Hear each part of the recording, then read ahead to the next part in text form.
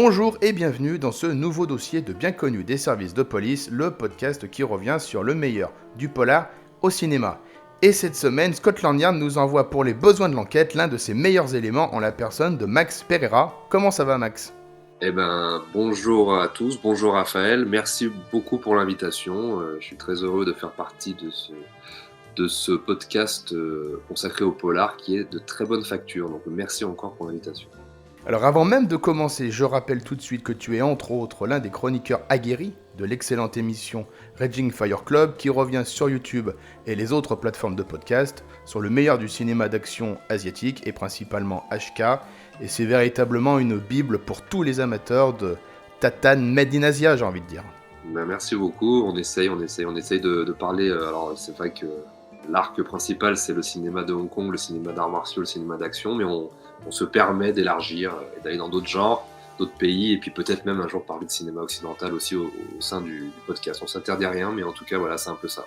Donc merci d'être là avec moi en fin connaisseur, j'ai envie de dire, du cinéma de genre en général et de faire une petite entorse comme ça à ton style habituel en évoquant avec moi une petite bombe venue tout droit du Royaume-Uni. Exactement, comme tu as bien précisé, je suis beaucoup plus connaisseur de cinéma de Hong Kong que des autres cinémas, même si j'aime le cinéma dans son ensemble. Je suis très peu connaisseur du pays dont on va parler aujourd'hui, le contexte et tout ça, mais effectivement c'est une bombe atomique dont je suis très heureux de parler avec toi. Alors avant d'entamer notre discussion autour de notre sujet du jour, c'est la tradition en ce début de podcast, on va établir comme ça ta photo signalétique en deux petites questions. La première très simple, quelle est ta définition d'un bon polar ? Alors ma définition d'un bon polar, pour moi, c'est un personnage héroïque qui va être confronté à l'horreur du monde moderne. Donc un personnage plutôt traditionnel du monde de la tradition, on va dire, héritier des héros, des chevaliers, en tout cas des hommes d'honneur et de valeur, qui vont être un peu broyés par un système et souvent par une ville, puisque le polar se situe souvent en ville. C'est quand même le genre qui se situe le plus dans la ville et dans l'horreur de la ville et de la modernité, puisque la ville représente un peu l'incarnation de l'horreur de la modernité. Et donc, je trouve toujours la chose la plus intéressante, en tout cas pour moi, dans un polar, c'est quand un héros un peu traditionnel, on va dire, se retrouve confronté à l'horreur d'un système qui va le broyer dans une ville horrible. Et c'est pour ça que le polar hongkongais, pour moi, le plus intéressant, parce qu'on retrouve souvent ces archétypes voilà, c'est un peu ma définition du polar. Et même s'il y a d'autres définitions, évidemment, j'aime beaucoup cette idée de héros traditionnels broyés par le monde moderne. Ce serait bien difficile de te donner tort en tout cas. Et deuxième question, ton polar préféré, la question la plus difficile peut-être ? Alors là, tu vas peut-être me disputer mais parce qu'en fait, j'aurais deux titres en fait. C'est une dialectique, c'est bien parce qu'il y a le côté gangster et le côté flic. Ça vient de Hong Kong. Alors le premier, je dirais évidemment, je vais pas être très original, le syndicat du crime de John Woo, qui représente effectivement tout ce que j'ai pu te dire avant sur l'incarnation du héros broyé par la société moderne, etc. On est typiquement dans un wuxia-pian retranscrit dans un film de gangster moderne. Donc le 86 film de John Woo, tout le monde l'a vu ou le connaît en tout cas, le syndicat du crime, Better Tomorrow. Et je ne pouvais pas ne pas le citer, c'est un peu le pendant du côté des flics. Cette fois-ci, c'est le film OCTB de Kirk Wong. On va dire que un peu comme à la manière de John Woo et de Tsui Hark, j'ai du mal à choisir entre mes deux réals hongkongais préférés. C'est un peu pareil. Le syndicat du crime, OCTB, c'est un petit peu l'alpha et l'oméga. J'ai toujours du mal à choisir lequel est mon préféré, tellement ils se complètent et tellement ils sont parfaits. L'un est fait dans les années 80, l'autre les années 90, mais ils représentent parfaitement le polar hongkongais dans ce que ça peut être de plus pur mais dans deux styles radicalement différents. Bel aperçu, on pourrait dire, de la globalité du genre en deux petites œuvres comme ça, grâce à Max Pereira. Donc nouvelle affaire pour ce nouvel épisode, direction Londres et ses docks malfamés pour un film monstrueux, un bijou noir n'ayant pas peur des mots, avec donc du sang sur la Tamise, plus connu sous le nom de Racket, connu sous le nom aussi du Vendredi Noir. En titre original, c'est The Long Good Friday, donc un tease comme ça presque à la Raymond Chandler, The Long Goodbye avec le détective Philippe Marlowe. Un film réalisé par John Mackenzie en 1980, donc c'est un grand classique, voilà, à la fois très âpre, très violent du film de gangster britannique, on pourrait dire, un peu à l'instar de Get Carter, donc La Loi du Milieu de Mike Hodge, donc le classique du genre avec Michael Caine, ou encore de Salo avec Richard Burton. Donc c'est un film qui est peu connu quand même chez nous, mais qui possède une immense aura comme ça outre-Manche, un très grand succès public, surtout pour son exploitation en vidéo à l'époque et critique. Max, est-ce que tu pourras nous faire un petit résumé de l'intrigue, tiens? Alors c'est très compliqué. Le film part sur un truc incompréhensible au début, les 5-10 premières minutes, où on se dit: «Mais qu'est-ce qui se passe?» Et en fait, très rapidement, après on se rend compte que c'est l'histoire d'un gangster londonien qui veut, en fait, investir dans une espèce d'énorme entreprise de construction, en fait, c'est ça, hein, dans des buildings hyper modernes, c'est quelqu'un qui veut prendre un peu l'argent de la mafia américaine, s'associer un peu avec eux pour un grand projet immobilier et pour blanchir un petit peu son organisation et se lancer dans un truc, une espèce d'expansion comme ça économique au début des années 80 et qui va être confronté à tout un tas de problèmes liés, on va dire, au contexte politico-historique de l'Angleterre des années 80, on peut dire. Enfin, ça va vraiment, la petite histoire de ce gangster va être un peu dépassée par les événements politico-historiques qui vont en découdre et qui vont parasiter son entreprise, on peut un peu dire ça. En termes voilà, global, je l'ai un peu vu comme ça, moi. Non, mais c'est exactement ça. En tout cas, moi, c'est un film que j'ai entendu parler pour la première fois dans le commentaire audio du film Hot Fuzz de Edgar Wright. Il y a un commentaire audio qui est très drôle, qui est un peu particulier avec Quentin Tarantino, où il balance comme ça un nombre incalculable de films anglais. Donc, si vous voulez des petites pépites, c'est vraiment sur ce commentaire audio qu'il faut se ruer. Et à partir de là, à l'époque, quand j'en ai entendu parler, j'ai fait des recherches sur le film et il y a surtout cette image qui m'avait marqué en fait, cette image c'est des gangsters dans l'abattoir comme ça attachés à l'envers à des crocs de boucher, un peu comme des quartiers de viande quoi, tu vois, au milieu des carcasses quoi.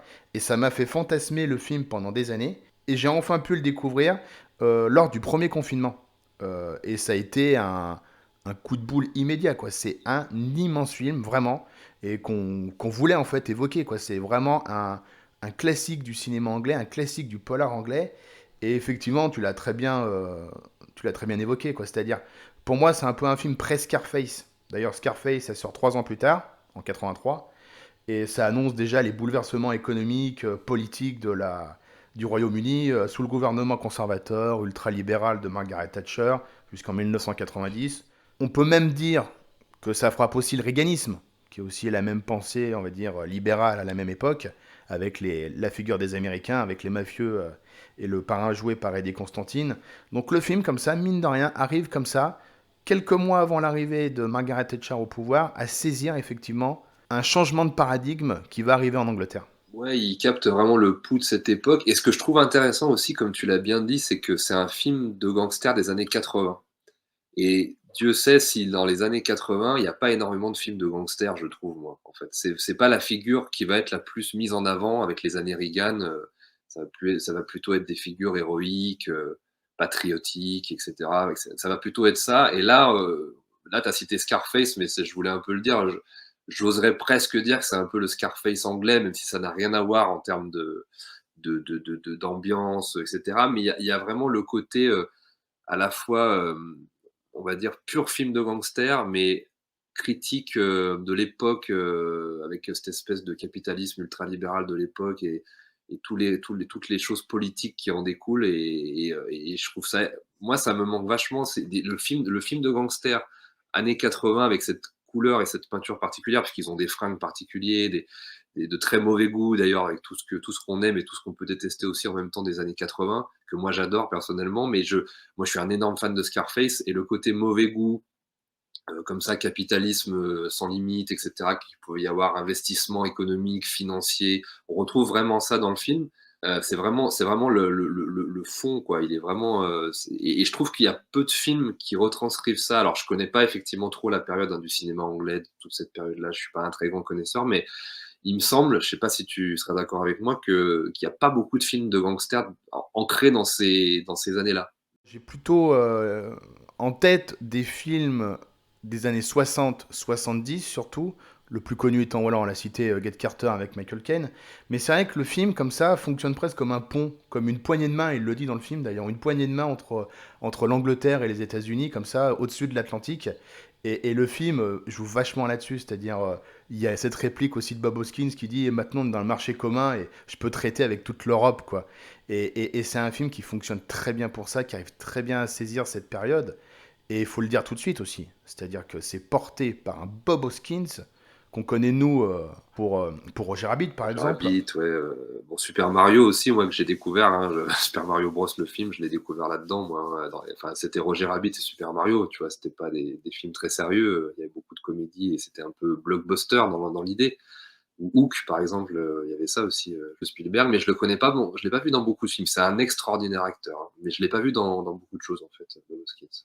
Mais ce qu'il faut se dire avec The Long Good Friday, c'est que c'est vraiment le rôle de sa vie, hein. Dès la première apparition, quand il débarque dans l'aéroport à Londres, il bouffe littéralement l'écran. C'est un monument de charisme, comme ça, lâché dans les rues de Londres. Et il est hallucinant, c'est-à-dire il est vraiment dans la droite lignée, par exemple, pour moi, d'un James Cagney dans L'Enfer est à lui.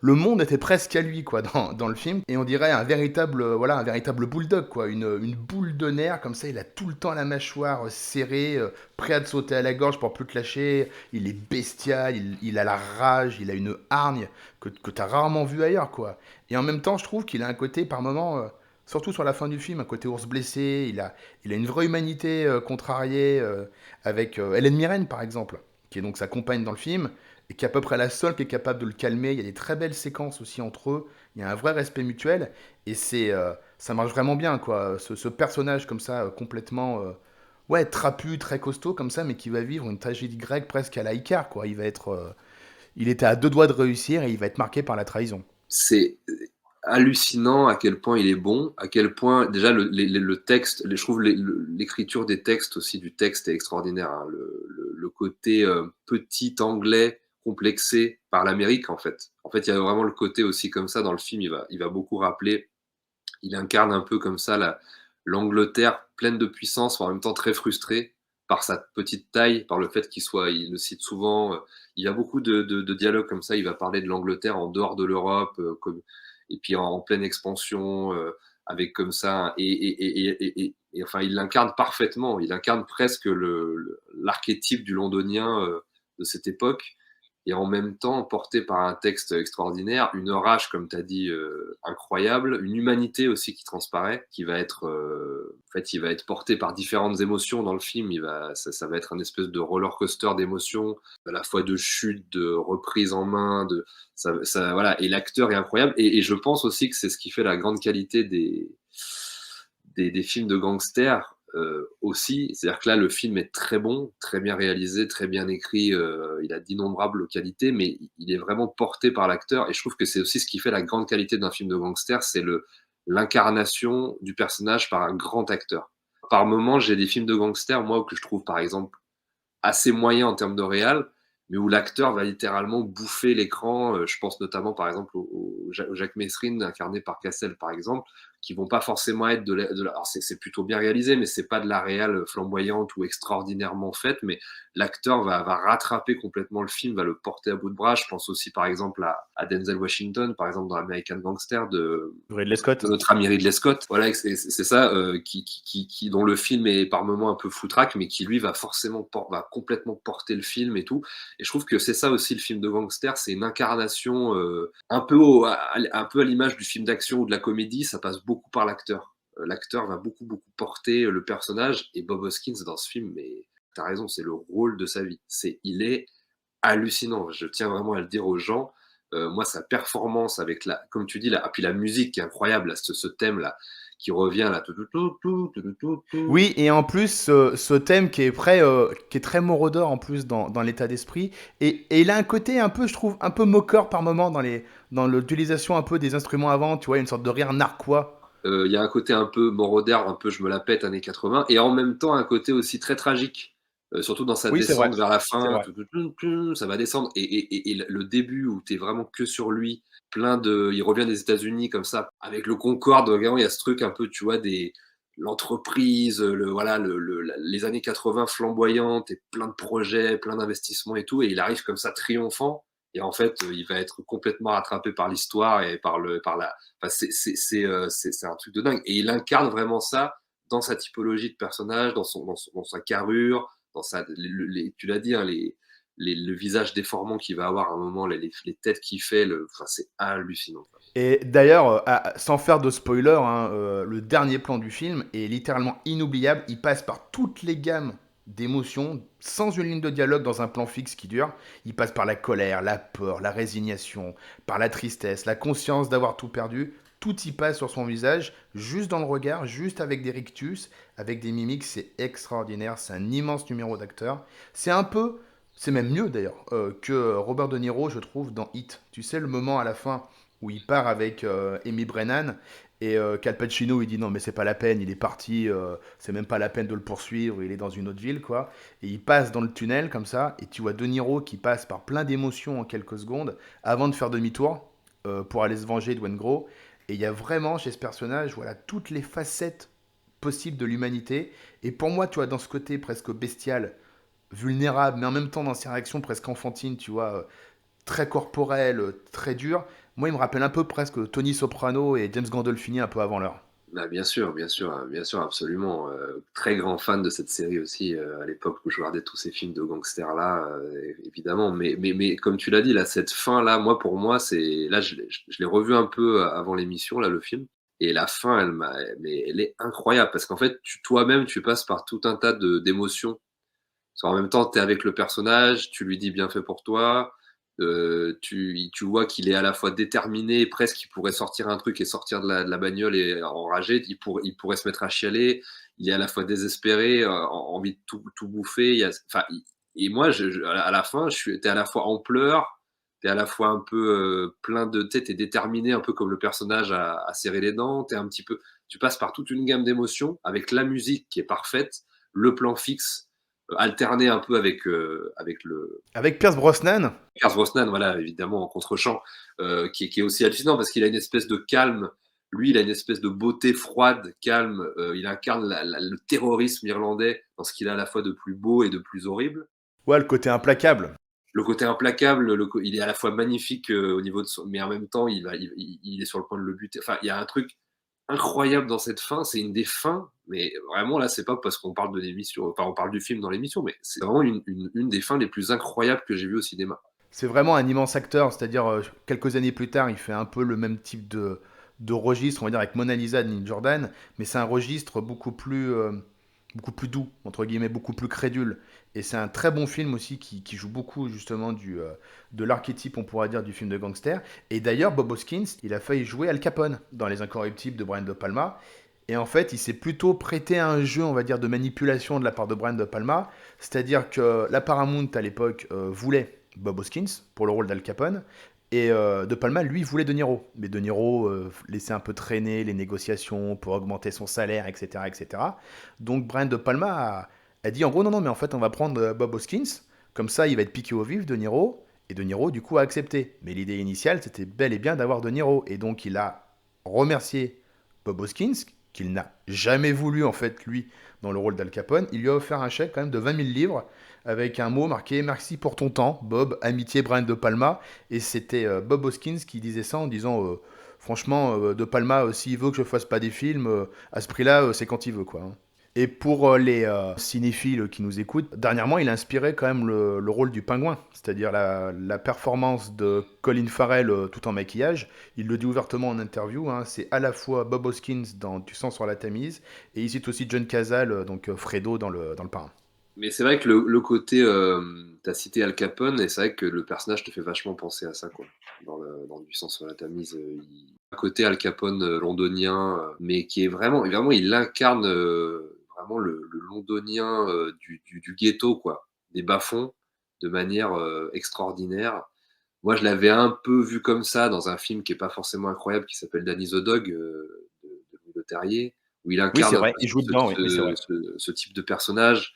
Donc moi, je l'ai découvert évidemment là-dedans bien avant, quand j'étais gamin, tout ça.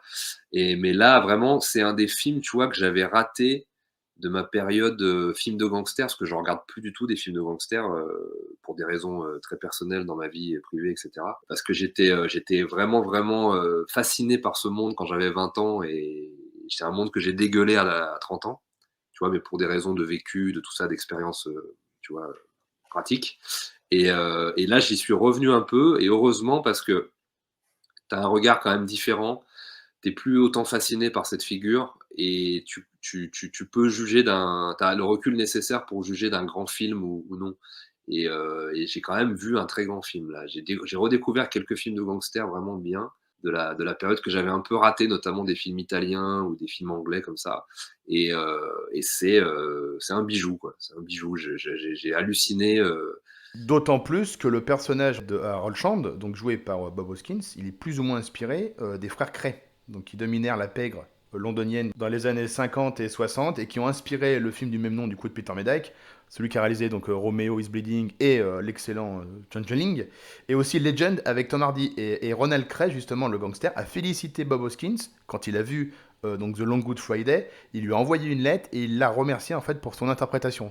ouais, OK, excellent, excellent. Mais je connais, effectivement, je l'ai vu Légende, ouais, j'adore Tom Hardy, pareil, bah, c'est un peu ce que je te disais sur les acteurs qu'incarnent, qui dépassent même la qualité du film, c'est-à-dire qu'ils portent vraiment le film sur leurs épaules. Moi, j'avais beaucoup aimé Légende, je l'ai pas revu depuis des années, hein, mais je l'avais bien aimé à l'époque et oui, oui, oui, oui, c'est vrai.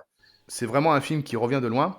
C'est le deuxième film en partie produit par la boîte de prod de George Harrison, donc les Beatles, donc Endman Film, juste après La vie de Brian, des Monty Python, et Bandit Bandit de Terry Gilliam.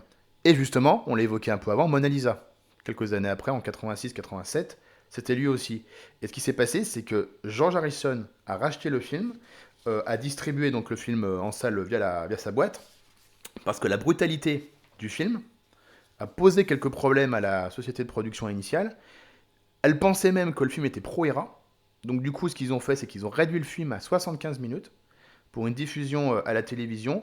Et ils voulaient en plus doubler Bob Hoskins parce qu'ils jugeaient sa voix un peu trop cognée. Oui, mais je crois d'ailleurs que, de ce que j'avais lu, c'est que Bob Hoskins avait été très vexé de cette décision de le faire doubler là Ouais, tout à fait, oui. et Ouais. il a pété un câble et il les a menacés, de leur faire un procès ou je sais pas quoi. Enfin, il a vraiment été énervé de ça, ce qui est vraiment une erreur, hein. Faut vraiment, c'est horrible de redoubler, parce moi je l'ai vu en VO et en VF. D'ailleurs, la VF est très bien. Moi, j'aime bien le doubleur qui le fait en VF, je l'aime bien aussi.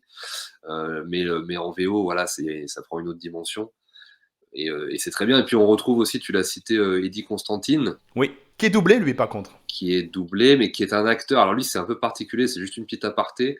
Moi, je le connais de mes grands-parents qui regardaient des films un peu populaires français dans les années 50, 60. Et lui, c'était un acteur français quasiment, parce qu'il a fait plein, plein, plein de films en France.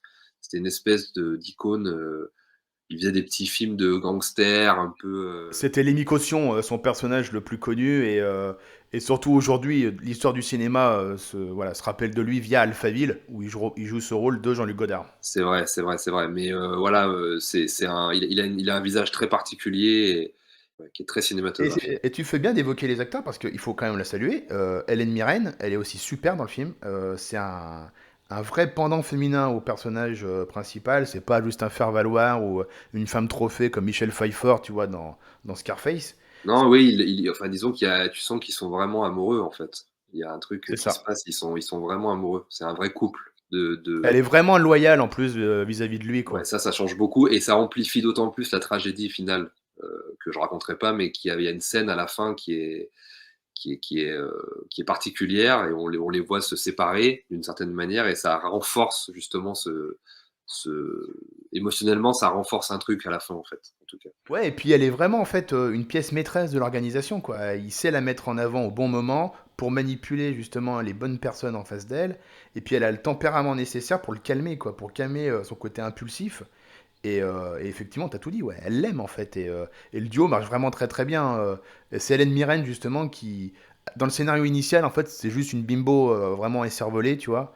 Et c'est elle, c'est quand même une actrice aussi shakespearienne, qui a emmené tout ce côté-là, quoi. Et ça fonctionne vraiment très très très bien, hein. Et on peut aussi saluer aussi Paul Freeman, c'est Bollock, dans Les Aventuriers de l'Arche perdue. Ouais, carrément, qui joue un personnage bien particulier aussi, ouais, ouais. L'homosexuel au début du film, dans la piscine. Ouais, avec toutes les implications. Il y a plein de visages comme ça qu'on connaît. Bah, tu cité Pierce Brosnan, évidemment. Je sais pas si c'est même pas son premier rôle, je sais pas. C'est son premier rôle au cinéma. Et il va retourner d'ailleurs avec Mackenzie dans. Je l'ai pas vu le film, dans un film qui s'appelle Le Quatrième Protocole, un film d'espionnage avec Michael Caine aussi. Et le chef-op, c'est Phil Méheux, qui est le chef-op attitré des films de Martin Campbell. Donc Casino Royale, Le Masque de Zorro, enfin Absalom 2022, tout ça. Et le tout est tourné en 1,85, donc ça donne vraiment un côté très bigger than life en fait, tu vois le film. On voit vraiment Londres, ce Londres effectivement, tu l'as très bien dit, bling bling qui regarde l'Amérique, c'est-à-dire t'as les fringues criardes d'Hélène Mirren, les costumes, les chaînes en or, la Rolls Royce, le yacht. Tu sens une Angleterre en fait complexée qui veut dépasser l'Amérique, qui est un vieux continent en fait, et qui a précédé l'Amérique, mais disons que l'Amérique les a explosés littéralement. Il y a vraiment ce complexe de l'Angleterre qui est incarné par Bob Hoskins, de l'anglais revanchard. Alors que c'est pourtant eux qui sont un peu la base quoi ça part d'un peu d'eux quoi tout ça. Et du coup il y a le côté un peu vieux continent qui veut reprendre sa revanche et qui veut se remoderniser en utilisant l'énergie américaine. Et lui, en même temps, il habite, c'est marrant parce qu'il habite sur un bateau qui est garé sur des entrepôts, dans un port. Donc il y a le côté un peu visuellement comme ça, très londonien, mais dans le port londonien, tu vois, il y a ce truc-là. Il y a plein de trucs visuellement où il y a plein de trucs de réal où le réal il fait pas les choses par hasard. Hein. Là, tu t'as cité la scène aussi de l'entrepôt dans la boucherie là, qui est une scène un peu clé quoi, un peu culte du film où il y a carrément une vue subjective et des mecs qui sont accrochés par les comment là, par les Par les crocs, ouais, les crocs de boucher, bouchers et quoi, c'est comme une bien. espèce de ouais, comme tu l'as dit, une espèce de, ils sont comme de la bidoche quoi qu'on va interroger comme ça. Il y a plein de trucs visuels aussi en fait. T'as un côté presque fantastique ou horrifique, quoi. Mais le film, de manière générale, c'est vrai qu'il y a un côté sociologique, un côté anthropologique sur le milieu interlope un peu de l'époque. Et John Mackenzie, le mec a commencé en fait en assistant de Ken Loach. Et ça se ressent en fait, il y a un côté très réaliste, tu l'as dit, le côté urbain, le côté clinique, un côté pris sur le vif aussi, un peu documentaire. Il y a un montage qui est très nerveux, qui jongle avec des tas de situations, des tas de personnages. Tu l'as très bien évoqué au début du film, surtout c'est ça. Hein. C'est très fluide, il y a des zooms rapides, des mouvements de caméra vraiment très brusques. Tu as vraiment en permanence, en tant que spectateur, un sentiment d'urgence, d'instabilité, quoi, où tu es vraiment pris du coup dans l'intrigue. Et quand Bob Hoskins, quand le personnage de Harold arrive un petit peu à reprendre le dessus, et c'est là où c'est très fort, je trouve, c'est que tu as des mouvements d'appareil beaucoup plus amples, beaucoup plus à la grue, par exemple, et tu sens dans cette mise en scène un petit peu, on pourrait dire brute, un petit peu sèche, mais très rythmée, très solide, tu vois, très efficace. Moi, ça m'a fait penser un petit peu à Don Siegel, par exemple, tu vois, à ce type de série B qu'on avait un petit peu au cinéma américain avant, et ça fonctionne très très bien en réactualisant effectivement des tropes, on pourrait dire, des archétypes du cinéma anglais, donc la Tamise, les docks, les pubs, etc., qu'on pouvait voir, je sais pas, dans Les Forbans de la Nuit, tiens, par exemple, de Jules Dassin, pour citer qu'un film. Mais voilà, remis au goût du jour, comme ça, sous un biais, ouais, beaucoup plus anthropologique, quoi. Et tu vois très bien comment effectivement, ce monde des gangsters, comme ça, va se laisser un petit peu, lui-même, entre guillemets, corrompre par un monde émergent, voilà, un capitalisme triomphant, décomplexé, quoi, où tous les coups sont permis. Ce qui m'a vraiment particulièrement plu et ce qui m'a sauté aux yeux, c'est aussi, tu sais, dans le cinéma chinois, on a un univers qui s'appelle le Jianghu. Le Jianghu, c'est les rivières et les lacs, c'est un monde un peu parallèle qui se situe, tu vois, en parallèle du monde, tu vois? Et ça vient du Wuxiapian, mais ça a été ensuite transposé dans le milieu du gangster, des triades, chinoises. Et en fait, c'est comme si tu, assistais à un monde, parallèle au vrai monde, tu vois ce que je veux dire? Le monde hors la loi, tu vois? Vraiment le côté, on est en dehors du système, on est en dehors de la vie qu'on connaît. Et ben là, je trouve que tu le sens vraiment dans le film. Tu as assez peu de connexion avec les gens du peuple ou de la vie de tous les jours ou tout ça, ou en tout cas, tu les vois en arrière-fond, il y a des dégâts collatéraux sur eux. Je vais pas citer toutes les scènes, mais la scène de l'enterrement, la scène de la voiture avec le garagiste, tout ça, enfin les gens qui ont vu le film le comprendront, mais donc tu vois ce monde normal un petit peu comme ça dans le fond, mais tu ressens vraiment que tu es dans un monde, tu es dans le Jianghu, quoi, tu es dans le monde des gangsters et tu es dans un monde parallèle avec tout ce qui va être avec tout ce qui va être implication politique, terroriste, étatique, mafia. C'est vraiment le monde d'à côté, quoi, le monde que tu vois pas. Ce truc-là que tu ressens à chaque instant dans le film Et donc ça va créer des dommages collatéraux après dans le monde normal.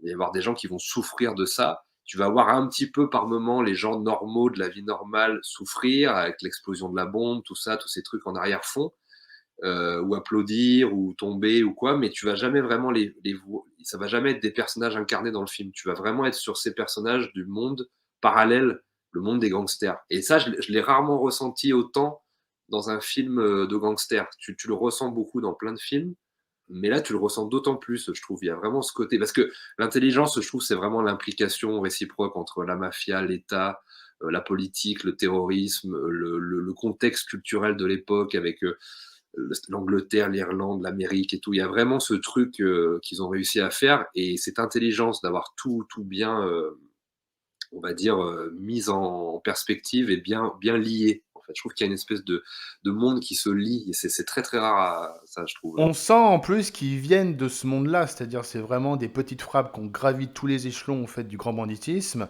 On voit très bien la séquence où Bob Hoskins il revient dans un quartier défavorisé où il te dit j'ai commencé comme ça. Donc c'est un film aussi très nostalgique, c'est-à-dire que les gars ils rappellent constamment leur passé, avec qui ils étaient, ils ont fait le service militaire avec un tel, le quartier était comme ceci, était comme cela.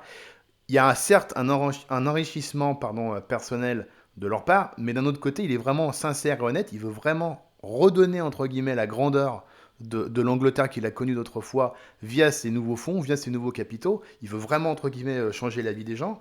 Mais, tu vois, malgré tout ça, ils essayent quand même de se faire passer pour ce qu'ils sont pas. Il y a ce côté, effectivement, nouveau riche, entre guillemets.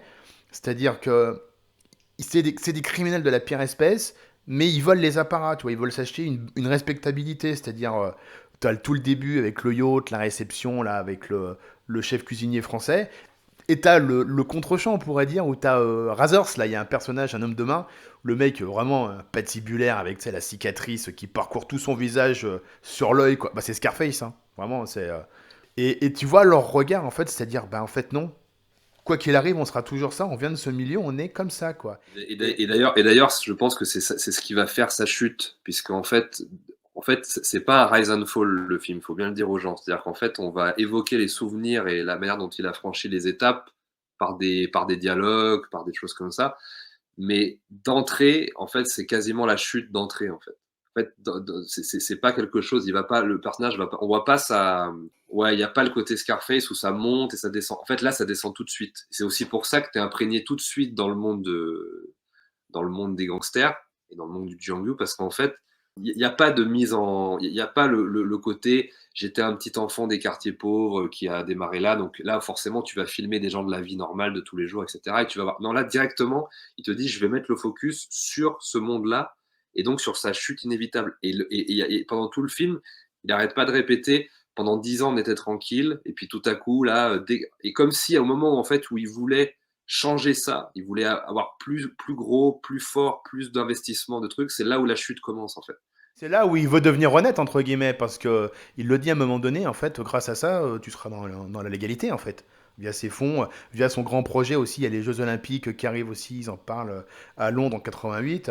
Mais voilà, au fond, c'est de l'hypocrisie, parce que c'est-à-dire que sous ce vernis un petit peu nouveau, aristocrate, etc., ça reste quand même des petites frappes. Et la brutalité, en fait, quand il n'arrive plus à contrôler, et ben les instincts les plus violents, ils reviennent, quoi. Quand il égorge son homme de main, là, à coup de tesson de bouteille face caméra, il faut le dire, c'est d'une violence vraiment absolue, quoi. Ça répond d'ailleurs un peu à Scarface. Enfin, Scarface répond plutôt à ça, parce qu'il va être fait après, mais il y a ce côté où en fait, il va tuer quelqu'un qui est très proche de lui, qu'il considère comme quelqu'un de très proche, quoi. On va pas en dire plus, mais il y a le côté où je vais tuer quelqu'un, ma folie va m'amener à tuer quelqu'un qui est proche de moi. Donc là, c'est là où les personnages souvent basculent aussi. Quand tu commences à tuer des gens qui sont proches de toi, c'est que le personnage commence à briller. Et après, il y a toute cette scène, effectivement, où il sort du bateau en sang, avec presque une mise en scène un peu caméra à l'épaule, tout en plan séquence, je crois. Ouais, et après, il prend une douche aussi. Ça joue beaucoup sur les reflets. Il y a un côté segmenté à travers les vides de la douche où tu vois vraiment que sa psyché, effectivement, elle a vrillé, quoi. Il a basculé de l'autre côté. Exactement. Très belle mise en scène aussi, ça. Il y a plein de trucs de mise en scène comme ça.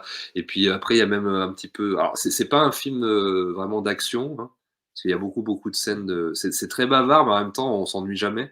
C'est typiquement le type de récit où on s'ennuie jamais.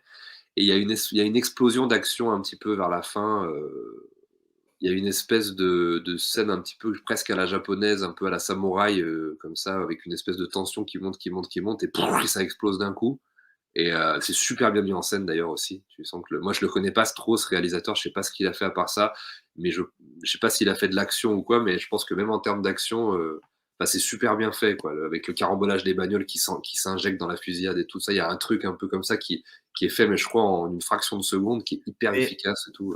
Mais c'est exactement ça, c'est-à-dire en fait plus ça avance et plus tu apprends en fait de choses sur cette fameuse mystérieuse organisation voilà parallèle on pourrait dire. À la fin, tu plonges vraiment dans une fin où c'est que du chaos et de la violence, c'est-à-dire quand ils tombent sur l'IRA en fait, la force armée irlandaise, ils tombent en fait sur des gens qui sont dans l'idéologie, c'est-à-dire dans la politique, dans la guerre, et ils sont pas dans le paraître ou l'argent ou le capitalisme, c'est-à-dire ils butent sur des gens qui ont des principes, des gens qu'on ne peut pas acheter quoi, et il a trouvé plus fort en fait et déterminé que lui. Et ça, pour l'accepter, ben, plus dur sera la chute, hein. Au tout début du film, on voit toutes ces implications, mais on comprend pas trop ce qui se passe. Les 5-10 premières minutes, vous allez pas trop comprendre ce qui se passe, vous allez tout comprendre à la fin, le puzzle va se reconstituer. Parce qu'effectivement, comme tu l'as dit, il va y avoir des faiblesses, on va dire, pécuniaires à un moment donné et eux, ils vont pas voir les choses de la bonne, avec le bon œil et ils vont s'énerver et ça va avoir des conséquences sur son organisation. Donc oui, oui, comme tu l'as dit, c'est ça, c'est-à-dire qu'il y a il y a ce mélange entre le principe et puis l'envie de réussir qui s'imbrique aussi. Enfin voilà, il y a plein, plein, plein de couches successives de toute façon qui se mettent comme ça en place, quoi. C'est excellent aussi à ce niveau-là. Autre tradition, dans bien connu des services de police, pour classer définitivement l'affaire, on traque les complices dans le même genre, une recommandation très rapide d'un film dans le même giron. Max, tu commences, tu nous conseilles quoi? Un petit peu dans le même style que Du sang sur la Tamise. Moi, je vais vous conseiller alors je vais prêcher pour ma paroisse un petit peu puisque je vais rester un peu dans le genre film de gangster, mais avec implication réciproque, politique, État et tout ça. Donc je vais pas forcément vous parler d'un film que moi j'adore particulièrement ou d'un réal que j'adore particulièrement. Je vais vous conseiller quand même ce film qui est quand même très, très bien et qui reste un peu dans le ton, de Du sang sur la Tamise, on va dire. C'est, Élection 2 de Johnny To, qui est pareil, une espèce de parcours d'un gangster, mais qui se retrouve impliqué, en fait, où sa petite histoire personnelle va être impliquée dans des histoires, gouvernementales, là, liées au parti communiste chinois et cetera. Donc c'est très intéressant à ce niveau-là et ça reste un petit peu dans le même ton, même si, je suis beaucoup plus fan, finalement de Du sang sur la Tamise que de Élection 2. Mais voilà, on reste un petit peu dans ça, c'est-à-dire que ce film de gangster, mais avec des implications réciproques de l'État, de la politique, et cetera, qui viennent s'immiscer dans la vie du héros. Donc voilà, on reste un petit peu là-dedans. Pour moi, je conseille donc Élection 2 de Johnny To. Et ben au top, on est clairement dans le même giron. Et de mon côté, je vous conseille un autre polar anglais pour rester un petit peu dans la thématique, avec un film édité il n'y a pas si longtemps que ça dans la très belle collection Make My Day, dirigé par l'immense Jean-Baptiste Toré, à savoir donc 3 milliards d'un coup, Robbery en version originale, réalisé par Peter Yates en 1967. C'est un film qui revient sur le casse du siècle, donc celui du fameux train postal Glasgow-Londres, celui-là même qui est pensé et organisé par David Niven dans le film Le Cerveau, chez nous par Gérard Houry par exemple. Un film qui est vu par un prisme voilà, ultra réaliste, très documenté, et par le côté professionnel, on pourrait dire, des auteurs du CAS. Le film commence voilà, sur une course-poursuite impressionnante d'un quart d'heure dans les rues de Londres et qui valut du coup à Peter Yates son passeport hollywoodien pour réaliser un an plus tard un certain Bullitt, avec un début vraiment tonitruant, très aussi so british on pourrait dire, qui n'est pas sans rappeler par exemple Baby Driver de Edgar Wright. Et c'est vraiment un film qui passe par tous les strates, on pourrait dire, du cast, c'est-à-dire comment on pourrait dire, de l'élaboration d'une équipe avec ses différents membres jusqu'à sa fin inévitable et avec aussi une évasion dans le film qui est clairement essentielle. Donc c'est vraiment un film qui a du punch, qui a une nervosité. On est vraiment dedans du début à la fin, donc je vous conseille vivement de regarder 3 milliards d'un coup. Le film réalisé donc par Peter Yates, c'est vraiment une petite pépite dans la droite lignée du sang sur la Tamise. L'enquête est close, on referme définitivement ce dossier et on vous conseille grandement, vous l'aurez compris, de placer de toute urgence Du sang sur la Tamise, ou Raquette, si vous le trouvez sous ce nom-là, en garde à vue. Donc, thank you very much, my friend. Merci beaucoup à toi pour l'invitation et puis merci à tous, de nous avoir écoutés. C'était très cool et n'hésitez pas, c'est un pur chef-d'œuvre vraiment à découvrir ou à redécouvrir. C'est clair, on voulait vraiment vous donner l'envie de le découvrir et merci encore. Et je le répète, vous pouvez foncer sur les différents podcasts du Raging Fire Club. C'est vraiment le feu, vous allez apprendre des tas de choses. C'est vraiment mon cas, par exemple, à chaque fois que j'écoute le podcast, je découvre des choses sur le cinéma d'action asiatique en général, le cinéma HK en particulier, grâce à Max et à la fine équipe qui l'accompagne. Quant à nous, on se donne rendez-vous très vite pour évoquer un autre polar au cinéma. N'hésitez pas à vous abonner sur nos réseaux sociaux, sur la chaîne YouTube de l'émission, à la partager évidemment si cela vous a plu, et à nous mettre le maximum d'étoiles sur les applications de podcast. Un très grand merci à vous, et à très vite dans Bien connu des services de police.